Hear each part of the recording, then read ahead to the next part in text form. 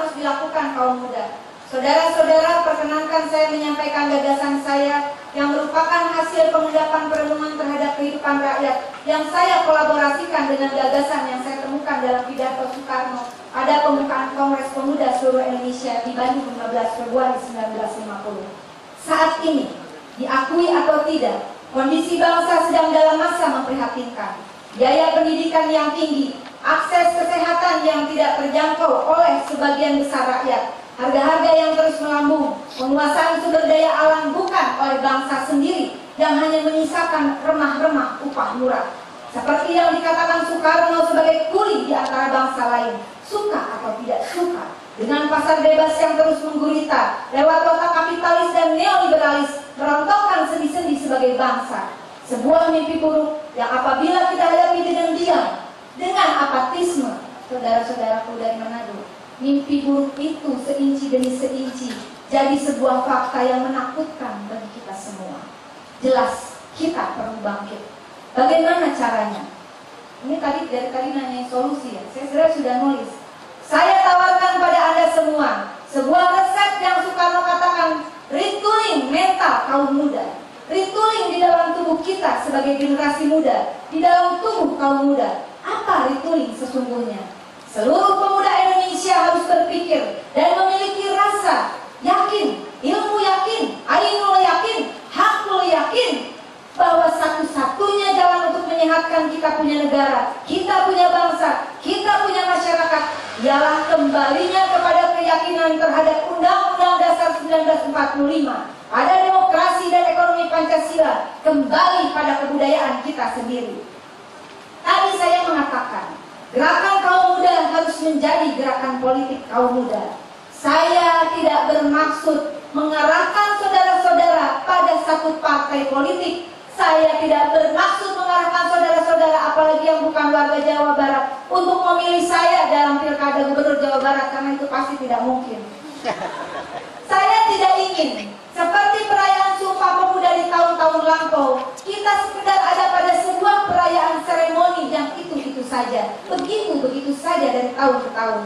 Sehingga kalau tahun depan diajakin lagi ngerayain Sumpah Pemuda, lalu anak muda itu akan berkata, lalu gue mesti bilang wow gitu sambil ngobrol.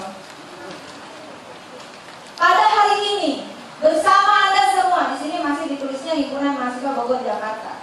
Saya ajak Anda untuk kembali menjadi pemuda penggores sejarah baru. Kita buat konsensus bersama Sumpah Pemuda jilid kedua.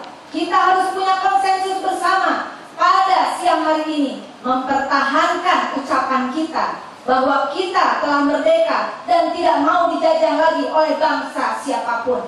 Selama puluhan tahun semenjak Sumpah Pemuda diucapkan, kita justru ada dalam kondisi yang berlawanan dengan spirit Sumpah Pemuda 28. Mari kita lakukan otokritik bersama untuk hentikan pecah belah yang sedemikian akut. Masukkan panji-panji organisasi kita yang beragam dalam kotak. Kita ganti dengan kibaran merah putih. Kaum muda sering dikatakan sebagai penentu kemenangan dalam arena pertempuran politik praktis, dalam ajang pilkada, pileg maupun pilpres. Anak-anak muda menjadi incaran setiap partai karena dianggap faktor penentu kemenangan kekuasaan politik. Lalu tanpa sadar kita kemudian berkata, saya pemuda partai biru, saya pemuda partai kuning, merah, hijau, putih, yang bagi saya akhirnya menggiring pemuda pada politik abu-abu. Tak punya sikap pragmatis, bahkan sebagian yang punya kesempatan berkiprah sebagai politisi di eksekutif maupun legislatif, tak bedanya hanya sebagai maklar politik. Kaum muda, saya juga kader partai, dan saya tidak mengatakan bahwa anak muda tak boleh berpartai. Saya tidak mengatakan partai tidak boleh mengorganisir pemuda. Silahkan, monggo, mangga, sah-sah saja. Asal bukan dengan alasan yang Soekarno katakan, siapa yang memegang pemuda adalah pemegang masa depan. We the young have the two forms. Artinya, siapa yang bisa menjadi pilihan anak muda, dia akan menjadi penentu masa depan. Jika ada yang beranggapan demikian, maka saya meminta Anda menjawab seperti yang Soekarno ajarkan pada kita. Siapa yang memiliki hari kemudian, siapa yang menuju hari kemudian, engkau bisa mendapatkan pemuda ini. Artinya saya ajak Anda katakan, Siapa yang ingin dipilih anak muda, siapa yang menginginkan pemuda, ia harus bisa merancang masa depan bagi rakyat.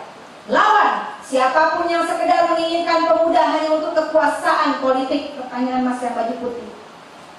Kita harus bersatu dan berani bersikap. Kita mau partai, kita mau orang, kita kaum muda hanya akan memilih dan bersama-sama orang yang mencintai kerja politik dan kekuasaan menjadi alat bukan tujuan politik.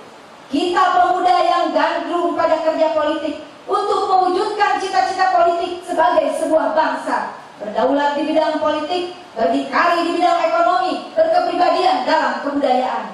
Lalu apa langkah konkretnya? Ini yang tadi ditanyakan oleh semua teman-teman. Saya tawarkan kepada Anda untuk berada pada barisan yang sama, untuk secara terus-menerus memilih jalan yang tak gampang. Kaum muda pekerja, suarakan perlawanan terhadap tenaga kerja outsourcing, tolak politik upah murah. Setuju nggak? Setuju. Terus teriakan perlawanan terhadap korupsi. Setuju nggak?